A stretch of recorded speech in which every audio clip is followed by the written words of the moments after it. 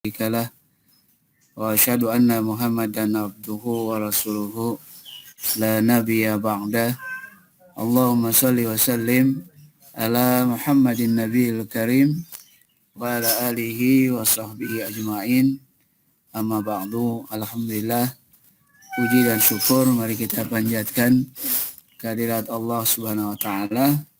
Salawat dan salam juga semoga tercurah kepada junjungan kita Nabi Muhammad sallallahu alaihi wasallam.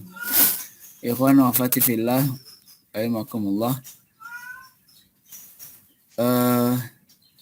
Kalau kita berangkat dari sejarah kehidupan Rasulullah sallallahu alaihi wasallam, itu ada satu momentum yang sangat mendasar yang akan merubah warna kehidupan Rasulullah SAW di dalam proses perjalanannya. Jadi yang saya maksud momentum di situ adalah di mana Rasulullah SAW di usia menjelang 40 tahun itu Allah Subhanahu wa taala berikan kecenderungan kepada Rasulullah untuk beruzlah, ikhtilah, menyendiri, mengasingkan diri, meninggalkan kaumnya. Ini terjadi cukup lama, 3 tahun, sampai datangnya malaikat Jibril membawa wahyu. Uzlah, ikhtilah ke Gua Hiro.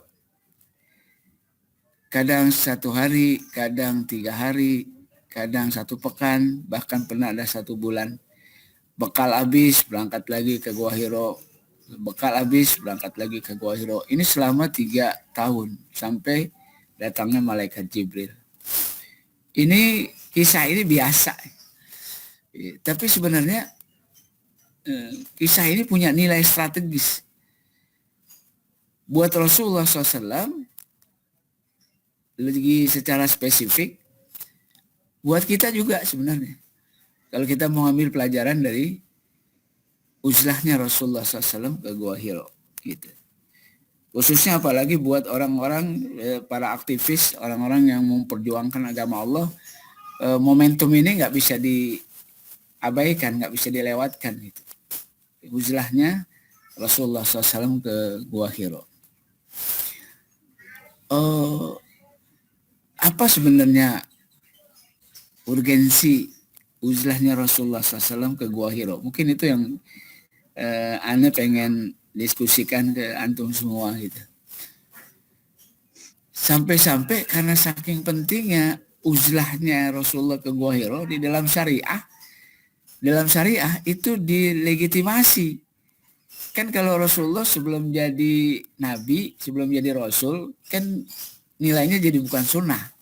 Artinya kalau Rasulullah SAW ke Gua Hiro, itu bukan berarti kemudian kita hari ini harus cari goa gitu. Harus cari goa seperti juga Rasulullah SAW cari goa. Enggak juga. Kenapa? Karena waktu itu Rasulullah belum diangkat jadi nabi, belum diangkat jadi rasul. Tapi saking pentingnya uzlah ini, ikhtilah ini, itu sampai dalam syariat Islam itu dilegitimasi, ada kompensasinya gitu. Apa bentuknya? Bentuknya adalah 10 hari itikaf di bulan Ramadan. Itu wujud dari arti pentingnya uzlah yang dilakukan oleh Rasulullah SAW ke Gua Hiro. Jadi saking pentingnya di dalam syariah ada legitimasinya, ada nilai syar'inya gitu. Sampai kita diminta untuk itikaf di bulan Ramadan selama 10 hari. Sama, kita masuk masjid, nggak keluar lagi. Kalau bekal habis kita ambil, lalu kita lagi itikaf lagi ke masjid. Begitu aja sampai 10 hari, sampai jatuhnya Idul Fitri. Jadi itu kompensasinya. Kenapa? Karena saking pentingnya ikhtilah ini, uzlah ini, gitu. Apa yang diisi oleh Rasulullah SAW ketika uzlah? Isinya takarub. Rasulullah SAW melakukan takarub kepada Allah Subhanahu wa taala, melakukan aktivitas ubudiyah, memahami hakikat kehidupan dan banyak hal di dalam aktivitas uzlahnya Rasulullah SAW. Seperti juga kita ketika kita itikaf, kita ibadah takarub pada Allah Subhanahu Wa Taala, bahkan mungkin sebagiannya merenungi banyak hakikat-hakikat kehidupan agar kita bisa lebih siap gitu ngadepin warna kehidupan yang akan kita laksanakan. Jadi itu yang dilakukan Rasulullah, intinya adalah takarub pada Allah, tazkiyah, membersihkan diri dan mendekatkan diri kepada Allah Subhanahu Wa Taala. Nah ini yang kemudian kita akan diskusikan sejauh mana sih pentingnya, urgensinya uzlah yang dilakukan oleh Rasulullah SAW. Ikhwan al-fatifillah rahmakumullah. Yang pertama adalah bahwa Allah Subhanahu Wa Taala membuat kecenderungan hati Rasulullah SAW untuk uzlah ini bukan tanpa alasan. Karena memang Allah Subhanahu Wa Taala ingin memberikan beban yang berat, ingin memberikan tugas yang berat, ingin memberikan kehidupan yang keras, sehingga Allah Subhanahu Wa Taala memberikan bekalan kepada Rasulnya agar siapnya mengemban amanah ini. Nah, menariknya adalah Allah Subhanahu Wa Taala bukan ngasih bekalan hanya atau Allah Subhanahu Wa Taala tidak memberikan pendukung yang banyak untuk memberikan bekalan pada Rasul atau memberikan jabatan-jabatan tinggi atau fasilitas dunia yang lain, tidak. Tapi Allah Subhanahu Wa Taala memberikan bekalan itu dalam wujud takarub, mendekatkan Rasulullah SAW kepada Allah. Itulah bekalan yang paling kuat gitu, bekalan yang paling mendasar harus dimiliki oleh semua para aktivis dakwah, yaitu mendekatkan diri kepada Allah Subhanahu Wa Taala. Ini kekuatan yang nggak ada tandingannya, lebih dari harta yang banyak, lebih dari pengikut yang banyak, lebih dari jabatan-jabatan tinggi atau fasilitas-fasilitas dunia yang lainnya. Yaitu ketika seorang mendekatkan diri kepada Allah Subhanahu Wa Taala, bukan sekedar berikan ketenangan, tapi Allah akan senantiasa bersamanya, dan ini kekuatan yang luar biasa. Harta bisa hilang, pendukung bisa ninggalin kita, gitu. Fasilitas-fasilitas duniawi juga bisa lepas dari tangan kita. Tapi ketika kita bersama Allah, Allah akan bersama kita. Ini kekuatan yang luar biasa. Kenapa? Karena kalau kita menyandarkan diri kepada Allah, itu artinya kita menyandarkan pada kekuatan yang maha kuasa, maha segala-galanya. Nggak ada urusan yang nggak selesai ketika kita menyandarkan diri kepada Allah Subhanahu Wa Taala. Ini bekalan yang diberikan oleh Allah Subhanahu Wa Taala kepada nabinya, pada rasulnya, dalam rangka siap mengemban amanah dakwah.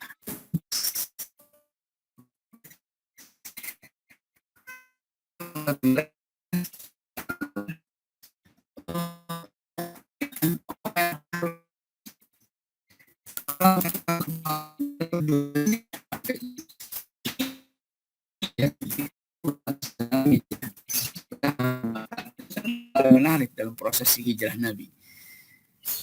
Yang hijrah pertama adalah para wanita, orang-orang tua, anak-anak. Itu yang dihijrahkan duluan oleh Rasulullah SAW. Kenapa? Karena waktu itu orang-orang kafir Quraisy nggak menyadari kalau ada eksodus besar-besaran pengikut Muhammad keluar dari Mekah ke Madinah. Itu nggak sadar orang-orang kafir Quraisy. Karena jalan menuju Madinah masih lenggang, masih aman, masih nyaman buat orang yang hijrah. Tapi ketika orang-orang kafir Quraisy menyadari kalau emang ada arus keluar dari Mekah ke Madinah, maka orang-orang kafir Quraisy juga langsung melakukan tindakan yang ketat. Apa yang dilakukan oleh mereka? Menjaga jalan-jalan menuju Madinah dengan tentara. Ditutup jalan-jalan menuju Madinah dengan tentara. Dan menariknya adalah Rasulullah SAW hijrah orang yang paling terakhir. Yang terakhir hijrah. Itu artinya apa? Resikonya paling tinggi. Dan begitu emang Rasulullah SAW sebagai pemimpin. Jadi kalau susah duluan, kalau senang belakangan gitu. Susah duluan, kalau senang belakangan. Makanya dicintai oleh para pengikutnya. Kalau pemimpin sekarang kan nggak begini. Kalau senang duluan, kalau susah bukan belakangan, tapi nggak nggak mau susah loh dia. Maka dia nggak susah gitu untuk menumbuhkan rasa cinta untuk seorang pemimpin yang kayak begini.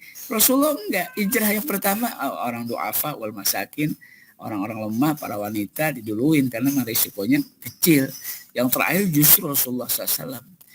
Yang menarik waktu itu adalah ketika Rasulullah SAW hijrah dari Mekah ke Madinah, karena sadar dijaga oleh tentara semua pintu menuju Madinah. Ini Rasulullah SAW menarik karena Rasulullah kemudian hijrah itu berbalik arah. Jadi kalau Mekah di sini, Madinah di sini, itu harusnya Rasulullah jalan ke sini. Tapi prakteknya Gua Thur itu justru di balik Mekah, berbanding terbalik dengan arah Madinah gitu. Jadi Rasulullah justru jalan menuju arah yang bertolak belakang dengan arah Madinah. Ini untuk apa?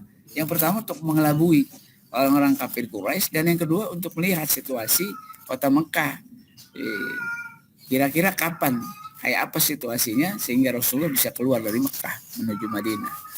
Itu yang dilakukan oleh Rasulullah SAW. Tapi menariknya adalah karena kemudian orang-orang kafir Quraisy mengendus kalau memang Muhammad ini ada di Gua Thur, karena kemudian orang-orang kafir Quraisy langsung berangkat menuju Gua Thur. Apa yang terjadi? Rasulullah dalam Gua Thur dengan Abu Bakar, orang-orang kafir Quraisy di luar Gua Thur gitu. Jarak mereka cuma berapa jengkal, nggak jauh, deket banget, terang banget kelihatan. Saking dekatnya kata Abu Bakar As-Siddiq waktu itu kepada Rasulullah, ya Rasulullah, kalaulah orang-orang kafir ini melihat sepatu mereka, maka pasti dia melihat kita. Artinya dekat banget. Jadi kalau dia nunduk aja ke bawah, pasti kelihatan tuh Rasulullah dan Abu Bakar. Artinya situasinya sangat mencekam gitu. Sangat mencekam. Nggak heran kalau kemudian Abu Bakar takut gitu. Takut kalau ketahuan, karena bukan sekedar Abu Bakar, tapi juga ada Rasulullah SAW gitu. Nah, suasana ini ditangkap oleh Rasulullah SAW. Apa yang dilakukan oleh Rasulullah? Rasulullah SAW kemudian mengatakan, la tahzan innallaha ma'ana. Tuh dia tuh. La tahzan innallaha ma'ana. Buat orang yang biasa takarub kepada Allah, ini kalimat ini dahsyat benar, memberikan penguatan yang hebat, lebih dari ratusan tentara gitu. Innallaha ma'ana, ini dahsyat benar kekuatan yang ditimbulkan buat orang yang senantiasa takarub gitu. Kalau orang yang biasa takarub mungkin akhirnya nggak ada efeknya juga, tapi buat orang yang takarub ini luar biasa. Karenanya kemudian apa yang terjadi pada diri Abu Bakar? Fa anzalallahu sakinatahu. Maka spontan turun ketenangan pada diri Abu Bakar. Fa anzalallahu sakinatahu. Bukan wa anzalallahu, tapi fa anzalallahu. Artinya apa? Langsung cepat gitu. Reaksinya tuh cepat. Begitu disebut innallaha ma'ana, langsung memberikan ketenangan buat Abu Bakar. Hatinya tenang, pikiran jernih, sehingga dia tahu apa yang dia harus lakukan. Dalam situasi panik, dalam situasi kritis, seorang yang takarub kepada Allah dipenuhi dengan jiwa optimis, dan dia tahu apa yang harus dia lakukan. Dia bersama Allah dan Allah bersama dia. Gitu. Ini urgensinya takarub gitu. Karena kemudian orang-orang kafir Quraisy dengan izin Allah dia nggak bisa lihat Rasulullah dan Abu Bakar, sehingga akhirnya mereka meninggalkan Rasulullah dan Abu Bakar di dalam gua. Itu efek takarub. Nah, saya katakan ini kekuatan yang luar biasa buat seorang dai yang ingin berjuang menegakkan agama Allah. Kalau nggak pakai takarub, rasanya seorang dai akan dihinggapi oleh banyak rasa putus asa, ketakutan, dan banyak hal-hal yang lain yang kemudian menyebabkan arah perjuangannya jadi nggak fokus. Atau mungkin kita ingat kisah Nabi Musa alaihissalam. Nabi Musa itu dikejar-kejar oleh Firaun, 600.000 tentara Firaun yang ngejar-ngejar Nabi Musa dan kaumnya. Ternyata di depan dihadapkan oleh lautan. Ini pilihan yang sulit karena sama parahnya. Karena waktu itu yang terjadi apa? Orang-orang pengikut Nabi Musa putus asa. Sebagian besar dari mereka putus asa. Tapi ini tidak terjadi pada Nabi Musa gitu. Orang yang senantiasa takarub kepada Allah terbukti memang dia tangguh gitu. dalam menghadapi tantangan ujian, bahkan dalam kondisi yang kritis sekalipun. Nabi Musa alaihissalam dalam kondisi kayak begitu mampu menghubungkan dirinya kepada Zat yang Maha Kuasa, yang Maha segala-galanya. Apa kata Nabi Musa? La innallaha sayadin. Tidak. Sungguhnya Allah pasti akan menunjukkan kita jalan. Tuh, lihat. Hasil sebuah takaruf tuh begini produknya. Wah, saya katakan lebih dari harta yang banyak, lebih dari ratusan ribuan tentara. Gitu. Kalau orang udah merasa dekat dengan Allah, sehingga Allah dekat dengannya. Kalau sudah begitu, nggak ada yang nggak selesai gitu. Kalau Allah bersamanya itu artinya nggak ada yang nggak selesai. Semuanya selesai. Ini memberikan sebuah kenyamanan, ketenangan, dan optimis yang luar biasa buat banyak para pejuang-pejuang dalam menegakkan agama ini. Apa yang terjadi? Benar Allah buktikan kekuasaannya, Allah buktikan kemahabesarannya. Di tongkat Nabi Musa dipukul ke lautan. Yang terjadi terbelah lautan. Sehingga Nabi Musa bisa menyeberangi lautan di antara dua dinding lautan. Ini menarik. Apa Nabi Musa waktu itu tahu kalau tongkatnya bisa belah lautan? Nggak tahu. Nabi Musa nggak tahu kalau tongkatnya bisa belah lautan. Kalau tahu mungkin ceritanya jadi beda. Kalau tahu tongkatnya bisa belah lautan, mungkin Nabi Musa akan mengatakan begini, "Hai, tenang aja kaumku, aku masih pegang tongkat ini," gitu. Gitu. Aku masih tongkatnya masih mana gitu. Lain ceritanya gitu. Nabi Musa dalam himpitan yang luar biasa, 600.000 tentara Firaun di depan lautan, ketika pengikutnya banyak putus asa, di situ Nabi Musa masih mampu menghubungkan dirinya dengan Zat yang Maha Kuasa, Maha segala-galanya. Dan disitulah Allah turunkan kebesarannya. Ini efek takarub tuh begini. Gitu. Ketika orang panik, ketika masa kritis, orang putus asa, orang yang takarub kepada Allah, dia menyandarkan ke sandaran yang tepat, sandaran yang menjanjikan, yaitu Allah Subhanahu Wa Taala dengan segala kekuasaan dan kemahabesarannya. Itu kenapa kemudian Allah Subhanahu Wa Taala bukan ngasih harta yang banyak buat Muhammad bin Abdullah, bukan ngasih pengikut yang banyak, tapi Rasulullah SAW didekatkan oleh Allah Subhanahu Wa Taala karena ternyata ini menjadi kekuatan dahsyat buat para orang yang ingin berjuang di jalan Allah Subhanahu Wa Taala. Itu yang pertama. Dan buat kita ini juga penting. Jadi bukan buat Rasulullah saja sebenarnya, buat kita juga ini penting. Gitu. Karena kehidupannya juga nggak ringan. Apalagi kalau kita lihat situasi hari ini, kondisinya makin serius. Bisa jadi ke depan situasinya akan lebih sulit, sehingga diperlukan sebuah kekuatan mandiri yang ada dalam diri kita, yaitu mendekatkan diri kepada Allah Subhanahu Wa Taala. Yang kedua, Rasulullah SAW ikhtilah, beruzlah, ninggalin kaumnya. Ini sebenarnya mengajarkan kita untuk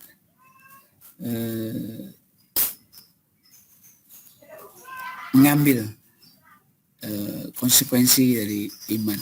Jadi kalau Rasulullah SAW ninggalin kaumnya yang jahiliyah, sebenarnya pada hakikatnya ini lebih pada konsekuensi iman. Emang iman begini karakternya. Jadi ngajarin kita harusnya iman begini gitu. Orang yang beriman itu nggak akan betah lama-lama di tengah-tengah masyarakat yang jahiliyah, penuh dengan kemaksiatan, penuh dengan perbuatan dosa. Nggak mungkin betah lama-lama gitu.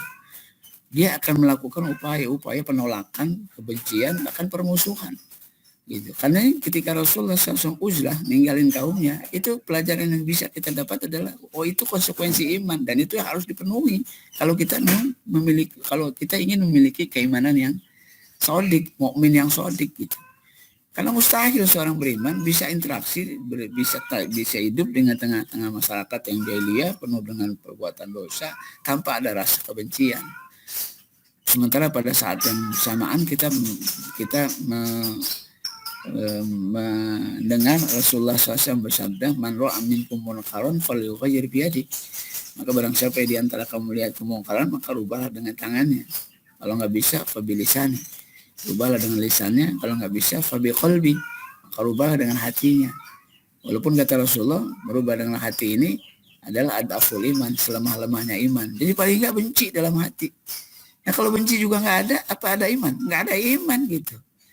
Nggak ada iman. Jadi emang iman begini karakternya. Jadi Rasulullah SAW ngajarin kita satu hal yang paling berharga dari sebuah keimanan. Keimanan itu adalah wala wal baro, itu esensinya.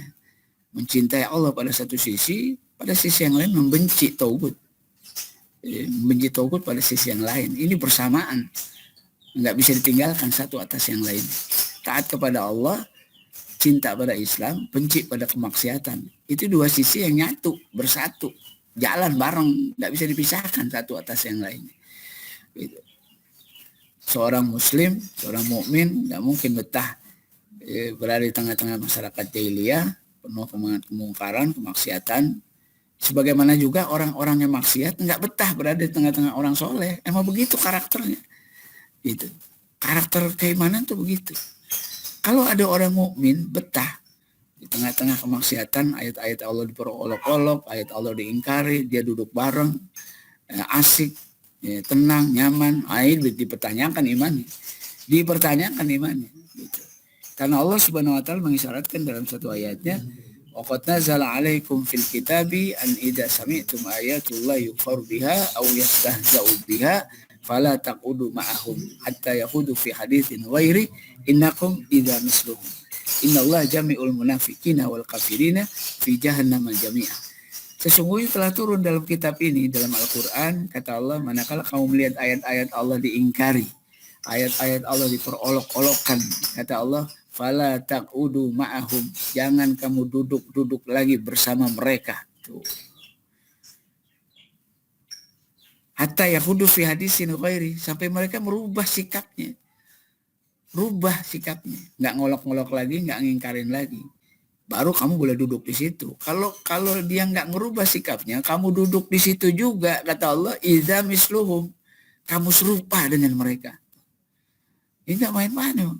Idza misluhum, kamu serupa dengan mereka. Apa yang maksudnya disebut serupa? Serupa itu artinya Allah Subhanahu wa taala sudah menganggap kita kafir, atau Allah Subhanahu wa taala menganggap kita munafik. Itu aja pilihannya. Gitu. Karena ini kemudian di kalimat berikutnya Allah melanjutkan ayatnya, innallaha jami'ul munafiqina wal kafirina fi jahannam jami'ah. Sesungguhnya Allah akan mengumpulkan orang munafik dan orang kafir semuanya di dalam neraka jahanam. Gitu. Jadi ini karakter iman.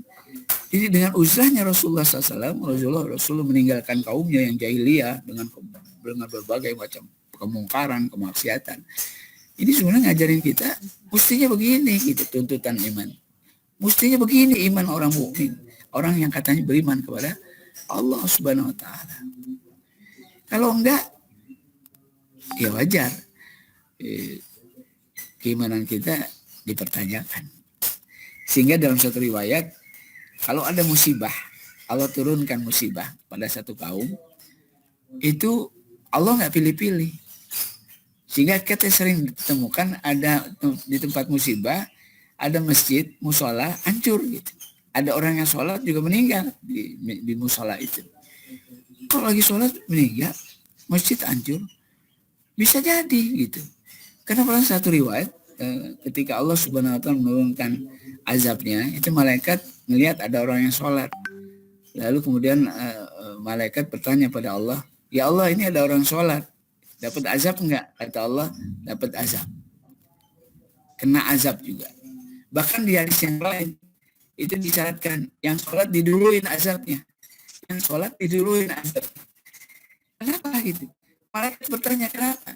Kata Allah, dia orang yang enggak pernah marah karena aku. Itu salahnya dia. Gitu. Ngaku Tuhannya Allah, ngaku beriman pada Allah, ngaku taat pada Allah, ngaku cinta pada kebenaran, tapi kebatilan, kemungkaran di depan matanya dia diam aja, tenang aja, nyaman aja. Kata Allah, orang itu orang yang nggak pernah marah karena aku. Gitu, bayangin. Gitu. Jadi sekali lagi poin yang kedua memberikan pembelajaran buat kita. Inilah konsekuensi iman yang harus ditangkap oleh orang yang ngaku beriman. Wala walba wal baro, itu esensinya. Itu yang kedua. Yang ketiga, kalau Rasulullah SAW beruzlah, ikhtilah, meninggalkan kaumnya menyendiri. Ini bukan apa-apa, ini recovery. Gitu. Kalau ulama-ulama masyurah mengatakan kalau bahasa saya ini recovery. Orang biasa maksiat, terus dia diem aja dengan kemaksiatannya, bisa nggak larut dengan kemaksiatan? Bisa, gitu. Bisa, gitu. Bisa. Awalnya sih dibenci, yang kedua agak kurang bencinya, yang ketiga jadi nggak benci, yang keempat jadi suka, gitu. Jadi suka. Maka sering saya katakan dulu, saya sering mengungkapin dengan orang mencuri pertama itu gelisah dan nggak bisa tidur. Mencuri pertama orang gelisah dan nggak bisa tidur. Itu artinya apa? Fitrahnya masih main. Tapi mencuri yang kedua, dia gelisah tapi bisa tidur. Pertama kan gelisah nggak bisa tidur. Mencuri yang kedua, gelisah tapi bisa tidur. Mencuri yang ketiga, dia mencuri lagi. Apa yang terjadi? Nggak gelisah dia dan bisa tidur. Gitu. Sampai pada satu keadaan kalau nggak mencuri dia gelisah dan nggak bisa tidur. Oh, ini situasinya jadi parah, gitu. Kemaksiatan begitu. Jadi kalau orang berada dalam kemaksiatan, dia berbuat dosa, lalu dia nggak tobat, dia akan bikin dosa lagi. Dia bikin maksiat, dia nggak tobat, dia akan maksiat lagi. Jadi maksiat itu nyeret dia. Maksiat akan diikuti oleh maksiat lagi sampai maksiat itu menyandra. Kita tuh tersandra gitu dengan kemaksiatan yang kita lakukan. Nggak bisa lepas. Apa orang yang suka minum tiba-tiba bisa langsung berhenti minum? Nggak bisa. Dia tersandra gitu dengan kemaksiatan dilakukan. Maaf. Jangan minum. Orang yang ngerokok aja. Tiba-tiba mau berhenti ngerokok. Emang bisa? Nggak bisa. Nggak langsung bisa. Gitu. Saya punya teman dokter tapi rokoknya kuat banget. Ya, terus dia ngaji, lama-lama ngaji, dia akhirnya sadar, oh benar ngerokok ini bahaya, mudarat gitu. Akhirnya dia mencoba berhenti ngerokok. Bisa? Nggak bisa. Begitu dia berhenti ngerokok, dia sakit. Sakitnya dipanggil semua teman-teman dokternya, untuk disembuhin. Teman-teman dokternya nggak tahu apa obat. Nggak tahu apa obatnya. Sampai akhirnya dokter itu ngerokok lagi. Sembuh. Sembuh gitu. Sekarang ngerokok lagi dan hilang sakitnya. Jadi luar biasa. Orang udah maksiat, bikin maksiat lagi. Dia jadi tersandra. Ya, nggak bisa lepas, nggak bisa langsung lepas. Gitu. Maka saya katakan setan itu godain manusia bukan kayak anak muda, godain perempuan lewat. Siul-siul, terus selesai. Udah, enggak begitu. Setan kalau godain manusia itu bukan sekedar goda, kalau udah tergoda ditarik, diseret habis. Gitu. Maka di Quran bahasanya khutuwati syaiton. Apa khutuwati syaiton? Khutuwati syaiton itu langkah-langkah setan. Artinya setan ngajak kita kepada kemurkaan Allah itu sistematik lah. Gitu. Enggak pernah main-main dan enggak sambilan, enggak serius gitu. Khutuwati syaitan wala tatabi'u khutuwati syaitan innahu lakum aduh mubin gitu. Itu yang diungkap oleh Allah Subhanahu wa taala. Karenanya kalau Rasulullah SAW izlah, ini recovery. Bermaksiat, dia Rasulullah balik, kembali menata lagi ruhanianya, menata lagi cara pandangnya, menata lagi agar berada di tracknya. Ntar terjun lagi, akan larut lagi, kembali lagi ke recovery. Nah kita alhamdulillah, kalau ini dianggap uzlah, kita sholat itu uzlah, gitu, recovery. Ini kondisi kita, membangun komitmen lagi kepada Allah, membangun komitmen lagi untuk senantiasa taat pada Allah, dan banyak hal yang harus dilurusin lagi, dikembalikan lagi. Ntar interaksi lagi, ada larut lagi, kembali lagi, terus jadi recovery. Dan ini dibutuhkan oleh seorang pejuang yang ingin menegakkan agama Allah SWT. Kalau enggak dia akan larut bersama kemaksiatan, larut bersama perbuatan dosa kaumnya gitu. Kalau yang punya pengalaman anggota dewan itu kalau awal datang, karena biasanya kalau kita kunjungan Itu tempat-tempat yang kita kunjungi biasanya ngasih titipan. Entah itu amplop, entah itu apa gitu. Kalau orang yang biasa taat pada awalnya, itu dikasih amplop, nggak diterima. Pertama kasih amplop, nggak diterima. Teman-teman yang lain nerima, dia nggak nerima. Kedua dikasih amplop, dia istiqomah. Ya gitu sih. Belakangan dia mikir. Dia mikir akhirnya. Gitu. Awal-awal nggak nerima, ya. Yang kedua akhirnya dia nerima. Sampai pada tingkat tertentu dia malah nyari amplop tuh. Gitu, sakit nih. Gitu. Jadi kemaksiatan begitu. Maka dalam Quran fi qulubihim maradun fazadahumullahu marada. Dalam hati mereka ada penyakit, terus didiamin tuh penyakitnya, tambah penyakitnya. Sampai pada tingkat khatamallahu ala qulubihim wa ala sam'ihim wa ala absarihim. Ditutup hati mereka. Jadi maksiat itu perlu didiemin, ya, dia akan maksiat lagi terus. Fatala alaihimul amadu faqasat qulubuhum. Dalam Al-Qur'an. Berlalu masa yang panjang sampai hati mereka jadi keras, bahkan lebih keras dari batu. Au asyaddu qaswah, lebih keras dari batu. Kalau sudah begini, ada nas qaswatul qalbi. Orang yang paling jauh dari Allah adalah orang yang keras hatinya. Kalau sudah begini, anzartahum am lam tunzirhum la yu'minun. Dikasih tahu, nggak dikasih tahu, diperingatin, nggak diperingatin, sama aja. Mereka nggak akan beriman. Itu bahayanya maksiatan. Jadi harus recovery gitu. Nggak mungkin enggak gitu. Karena kalau enggak, dia akan larut bersama dengan kemaksiatan yang ada. Gitu. Itu juga ngajarin kita. Lingkungan kita nggak islami banget gitu. Kalau kita nggak terus menata hati kita, menata ruhaniyah kita, menata cara pandang kita, ya kita akhirnya serupa dengan mereka. Lalu apa bedanya kita dengan mereka? Jadi recovery, itu yang ketiga. Yang keempat, uzlahnya Rasulullah SAW punya dimensi pembekalan. Karena nanti di dalam perjalanan dakwah itu tantangannya, ujiannya itu luar biasa. Nggak kebayang. Kalau diceritain, itu yang terjadi lebih dahsyat dari apa yang kita ceritain. Gitu. Itu ngaduk otak kita, ngaduk hati kita, ngaduk perasaan kita. Habis tuh ujian tuh di dalam perjalanan dakwah. Yang menarik bukan penderitaan, tapi yang suka ngaduk perasaan itu adalah kalau ujiannya kenikmatan. Gitu. Ini yang kata Rasulullah SAW dalam hadisnya, aku nggak pernah takut kalau umatku diuji dalam kesusahan.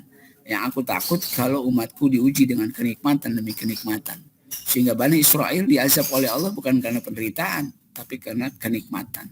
Dia nggak pandai mensyukuri nikmat Allah Subhanahu Wa Taala sampai dilaknat oleh Allah Subhanahu Wa Taala. Ini tantangannya luar biasa. Karenanya beruzlah dengan diisi dengan merenung, memahami hakikat kehidupan, bahwa sesungguhnya pada hakikatnya kita akan bermuara pada kematian. Kalau udah mati, Allah akan minta pertanggungjawaban. Disempurnakan amal kita, yang berbuat baik diganti dengan kebaikan, yang berbuat jahat akan dibalas dengan kejahatan. Dan pada akhirnya, faman zuhziha anin nar wa udkhilal jannah faqad faz. Maka barang siapa yang dijauhkan dari api neraka dan dimasukkan ke dalam surga, faqad faz, kata Allah. Dialah yang sukses dalam menjalani kehidupan ini. Ayat ini kemudian dikunci oleh kalimat famal awamal hayatud dunya illa mataul ghurur. Ketahuilah sesungguhnya kehidupan dunia enggak lebih dari kesenangan yang menipu. Jadi ayat ini lengkap benar gitu untuk memahami hakikat kehidupan. Kok ngomong hidup ujungnya mati, Ustaz? Ngomong kehidupan kok ujungnya mati? Iya, kalau ngomong kehidupan nggak berujung pada kematian, kita tertipu dengan kehidupan itu. Karena pada akhirnya muaranya adalah kematian. Gitu. Karena Allah berfirman, kullu nafsin za'iqatul maut, wa innama tuwaffawna ujurakum yaumal qiyamah. Faman zuhziha 'anil nar wa udkhilal jannah faqad faz. Wa mal hayatud dunya illa mata'ul ghurur. Semua setiap jiwa pasti akan mati dan semua akan disempurnakan balasannya. Maka barang siapa yang dijauhkan dari api neraka dan dimasukkan ke dalam surga, maka dia yang sukses dalam menjalani kehidupan ini. Terus kalimatnya dikunci sama Allah. Wa mal hayatud dunya illa mata'ul ghurur. Sesungguhnya kehidupan dunia nggak lebih dari kesenangan yang menipu. Kenapa? Dikunci dengan kalimat ini. Karena banyak manusia terjebak dengan kenikmatan-kenikmatan dunia yang semu, yang fana gitu. Nah kalau ayat ini dijadikan bahan renungan, jadi bekalan buat kita. Terus di depan ada banyak ujian, tantangan kenikmatan, fasilitas duniawi ya, untuk meninggalkan dakwah, untuk menyimpang dari jalan dakwah. Kira-kira istiqomah nggak orang kayak begitu? Akan istiqomah gitu. Nah kalau kita nggak melakukan aktivitas itu, uzlah, merenungi hakikat kehidupan dan sebagainya, begitu ada tawaran yang menggiurkan, ya biasanya kita akan ambil tanpa merasa bersalah. Gitu. Ikhwan wa'afati, itu Abu Jahal nawarin Nabi itu tawaran yang berkelas gitu. Abu Jahal tuh nawarin Nabi bukan main-main, bukan ecek-ecek. Tawaran tuh berkelas. Apa tawaran Abu Jahal? Ya Muhammad, jangan-jangan ente mau jadi raja, biar kami angkat ente jadi raja. Tapi sudah, tinggalkan dakwah ini. Tuh, lihat. Ini tawaran kelas, berkelas banget gitu. Kenapa? Rasulullah SAW diangkat jadi raja. Itu artinya apa? Abu Jahal bawahannya Nabi. Rasulullah paling tinggi, dia raja. Tapi cuma satu, tinggalkan dakwah ini. Abu Jahal siap jadi bawahan Rasulullah SAW. Nabi ambil nggak itu tawaran itu? Nggak diambil sama Nabi. Kalau sekarang tawarannya nggak kelas. Ada seorang ustadz, ada seorang ulama istiqomah, lalu kemudian ditawarin ulama itu, Pak Ustadz, udah ente nggak usah ribut-ribut dah dakwah, ente jadi wakil aneh aja. Selesai udah. Selesai. Wakil itu bawahan, bawahan. Wakil itu bawahan. Rasulullah ditawar jadi atasan, raja. Nabi nggak doyan gitu. Nah kita udah, Pak Budi nggak usah dakwah, ente jadi asisten. Asisten bawahan, gitu. Bawahan. Wakilannya aja udah duduk diam, udah senang aja udah. Selesai udah. Gitu. Ini nggak kelas banget sebenarnya, kelas. Abu Jahal tawarannya kelas, Begitu nawarin harta, jangan-jangan Muhammad mau jadi orang paling kaya. Ya Muhammad udah, kita kumpulin harta sampai ente jadi orang paling kaya. Artinya apa? Abu Jahal siap di bawah Muhammad dari segi kekayaannya. Mau Rasulullah? Ada mau. Ini enggak, Pak Budi, udah ente nggak usah apa, nomor rekening ente, tiap bulan masuk. Ya, berapa kebutuhan antum sebulan? Dikasihnya bulanan, bayangin. Bulanan. Nabi dikumpulin semua harta yang ada di Arab, jadi orang paling kaya. Nabi gak mau gitu. Kita tawarannya gak kelas. Tapi kita doyan. Gitu. Dah Pak Budi gak usah ribut-ribut dah, dakwah ngapain juga. Dah, ente lihat aja rekening ente tiap tanggal 1. Gendut tuh rekening. Tiap bulan Rasulullah bukan tiap bulan dikasih semua harta di orang-orang Arab sampai jadi orang paling kaya di Arab. Tapi catatan cuma satu, udah nggak usah dakwah. Nabi ngambil, kagak ngambil gitu. Begitu tantangannya dalam perjalanan dakwah. Jadi kalau kita kurang-kurang takarub, kurang-kurang bisa memahami jalan kehidupan ini, bahwa pada akhirnya kita akan mati. Saya nggak mati itu nggak ada yang tahu kapan. Sehingga kita harusnya selalu siap gitu dalam menghadapi kematian. Tidak main-main dengan kesalahan, tidak main-main dengan kebatilan, tidak main-main dengan perbuatan dosa. Gitu, sadar benar gitu, bahwa semuanya akan dimintai pertanggungjawaban di hadapan Allah sendiri-sendiri, nggak ngajak teman. Jadi kalau ini ayat ini dipahami benar, ini salah satunya ayat yang mungkin menjadi bahan perenungan buat para aktivis dakwah. Yang ujian itu nggak main-main. Mungkin ini bisa menjadi menjadi penguat gitu bagi seorang dai di dalam memperjuangkan agama ini. Tawarannya luar biasa. Gitu. Di zaman sahabat Rasulullah juga sama begini tawarannya.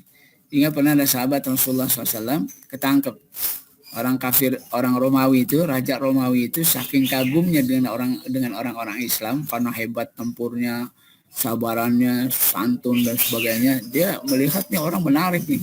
Maka kemudian Raja Romawi minta pada pasukannya, tolong nanti kalau perang sama kaum muslimin jangan dimatiin, bawa ke sini, orangnya bawa ke sini, katanya. Dia pengen ngelihat orang muslim kayak apa gitu, karena ceritanya mengagumkan. Ternyata benar ada sahabat dengan anak buahnya, satu regu gitu kali ya. Itu ketangkep di zaman itu, dibawa ke Romawi, dilihat sama Raja Romawi, orang Islam nih kayak gini, gitu. Ya, nggak percaya kekaguman mereka, dites sama Raja Romawi, diambil, ditanya sama panglimanya, udah Panglima ente gak usah nggak usah repot-repot, ente akan ane angkat jadi pejabat di Romawi, cuma syaratnya satu, udah tinggalin agama Islam, gitu. Jadi pejabat di Romawi langsung. Nggak mau tuh, komandannya nggak mau, anak buahnya nggak mau gitu. Ditawarin kan yang enak dulu. Kalau enak nggak mau, maka biasanya pakai jalur keras, disiksa, diintimidasi. Biasa tuh begitu gayanya. Maka kemudian disiksa tuh, karena nggak mau maka disiksa. Disiksa, dipalang salib, disiksa. Nggak berkening, ditawarin lagi, mau nggak jadi pejabat di sini, tapi ninggalin agama ini. Nggak mau juga. Ini Raja Romawi makin kagum gitu dengan orang Muslim, tapi dia nggak berhenti di situ. Disiksa di palang salib, dia katakan, oh ini nggak level, harus ditingkatin siksanya. Apa bentuknya? Dimasukin di kuali isinya air mendidih, minyak, air mendidih, kuali. Jadi yang masukin situ mati. Komandan ini dihadapkan oleh kuali di depannya, mendidih, dia mau dimasukin, mau diceburin kuali itu bentuk siksaannya. Begitu mau masuk kuali, komandan ini nangis, gitu, nangis depan kuali itu, nangis. Kata orang Romawi, ini kelemahannya di sini, gitu ya. Kelemahannya di sini, dia nangis. Akhirnya diturunin, dipanggil. Kenapa nangis? Tadi disiksa di palang salib nggak nangis, ini mau diceburin ke kuali nangis. Kata sahabat ini, demi Allah, saya nangis bukan karena takut mati dimasukin ke kuali, bukan karena itu nangis. Dia nangis sedih. Kenapa? Karena dia merasa gagal. Dia mau mati di medan perang gitu, tapi malah mati di kuali gitu. Dia pikir nggak level banget gitu, mati di kuali gitu, kayak enak banget gitu. Dia mau mati di medan perang sebagai orang yang gagah di medan perang, matinya di kuali. Dia nangis, dia sedih. Kenapa matinya di kuali? Kayak mendengar itu kata Raja Romawi, benar, orang Muslim benar katanya. Kayak begini. Akhirnya dibebasin, panglimanya dan anak buahnya dibebasin. Cuma syaratnya memang satu, kepala Raja Romawi suruh mencium kepala Raja Romawi. Sahabat ngelihat, nyium kepala apa salahnya? Kalau nyium kaki mungkin jadi masalah, karena mungkin dimensinya ubudiyah, karena nyium kaki. Kalau nyium kepala apa masalahnya? Nggak ada masalah. Akhirnya dicium tuh kepala Romawi. Semua anak buahnya juga nyium kepala Raja Romawi sampai mereka dibebaskan. Sampai ke kekhalifahan, Umar bin Khattab nanya, kok ente bisa dibebasin? Iya, katanya, komandan nyium kepala Raja Romawi. Maka kata Umar, sekarang begini kepada anak buahnya, sekarang ente cium kepala komandan ente. karena ente bisa bebas karena komandannya nyium kepala orang Romawi. Ini kisah ada dalam sirah sahabat. Tapi yang ana ingin beri catatan di sini adalah tantangan di lapangan dakwah itu lebih dahsyat gitu dari teorinya gitu, nggak kebayang gitu. Aneh gue ngomong begini mungkin enak aja, tapi begitu aneh ngadepin belum tentu mampu juga. Belum mampu juga. Karena daya pikatnya luar biasa. Makanya saya katakan ngocak pikiran kita dikacaukan, hati kita diacak-acak, perasaan kita sedemikian rupa sampai kita nggak bisa berpikir jernih. Itu yang kemudian terjadi. Makanya katakan Rasulullah SAW takarub itu sekali lagi memberikan bekal yang cukup gitu, untuk ngadepin kehidupan yang keras gitu, di perjuangan dakwah. Dan yang kelima, yang terakhir, uzlahnya Rasulullah SAW dalam syariat Islam itu nggak boleh berhenti di uzlah.